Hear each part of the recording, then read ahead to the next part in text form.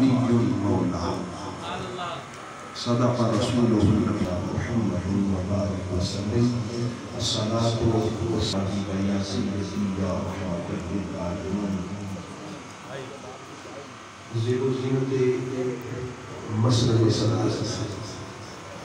حضور آقی سید سجاول حسین شاہ صاحب مشہدی لازمی کے اور یہ پروگرام جس بزرگ ہستی عاشق اہل بیت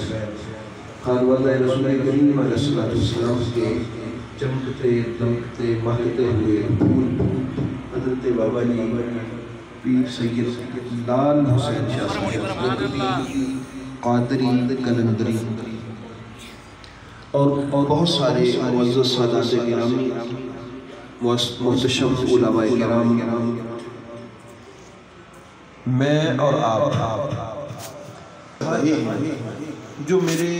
نبی کا ممدوح ہے ہم اس تعریف کے لیے جمع ہوئے جس کی مدح آپ کے اور میرے رسول نے کی ہے بس یہ جو جتنے بھی دوست ادھر تشریف فرما ہیں یہ میرے مہربانی فرمائے میرے محبوب کی امت کا مہمان بھی ہوں تو مہمان کی تکریم کو مد نظر رکھتے ہوئے چلو مہربانی فرمائے والا ہوں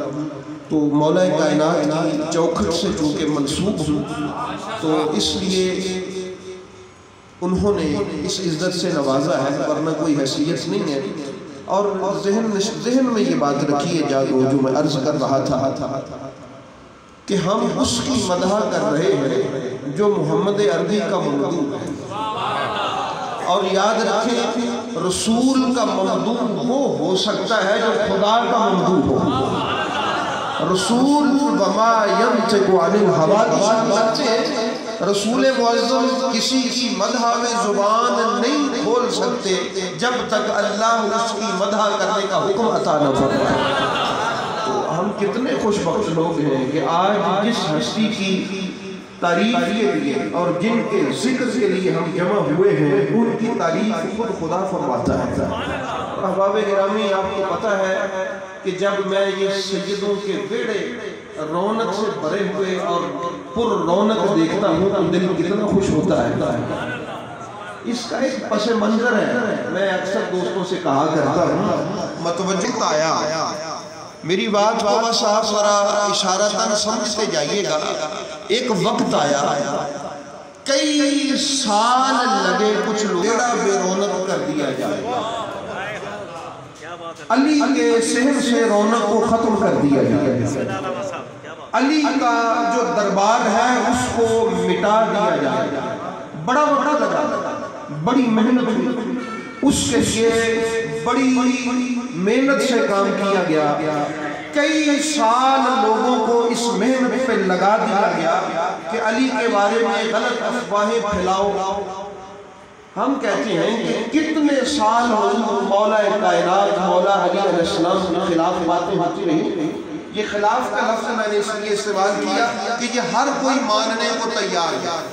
جب ہم کہتے ہیں کہ کئی برس مولا کائنات کو گالیاں دی گئی تو اعتراض آتا ہے کہ ایسا نہ کریں کون ہو سکتا ہے جو علی کو گالیاں دے کہتے چلو آپ کی بات مان لیتے ہیں یعنی علی کی سیاسی مخالفت کی گئی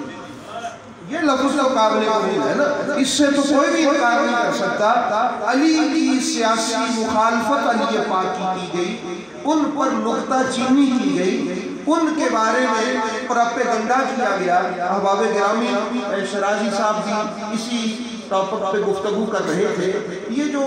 سیاسی تنقید ہوتی ہے اس کا مقصد تو یہی ہوتا ہے نا کہ سیاسی حریف کو بچھاڑ دیا جائے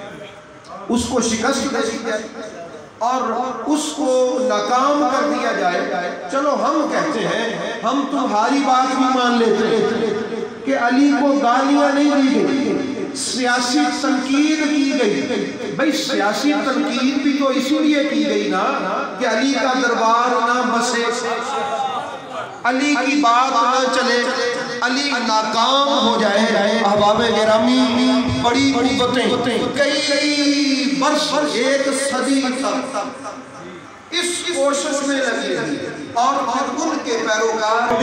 جب میں داتا گنج بخش کا شہر بنا دیکھتا ہوں تو میں کہتا ہوں واہ مولا تیری شان، علی کا بیڑا تو آج بھی آباد ہے، علی کا شہر تو آج بھی آباد ہے۔ جب یہ دمن شریف میں نے یہ سید کا شہر اور رونق دیکھا تو طبیعت کھل اٹھی کہ مولا اگر جو علی بخش کہ علی پاک کے شہر کو میں آباد یہ جو شہر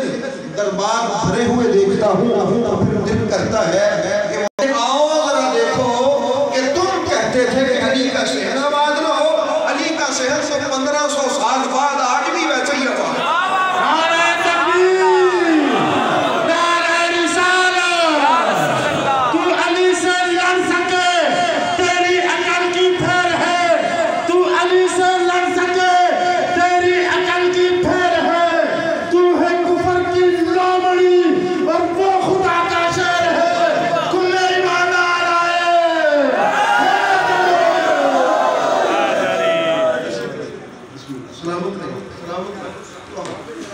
کیوں؟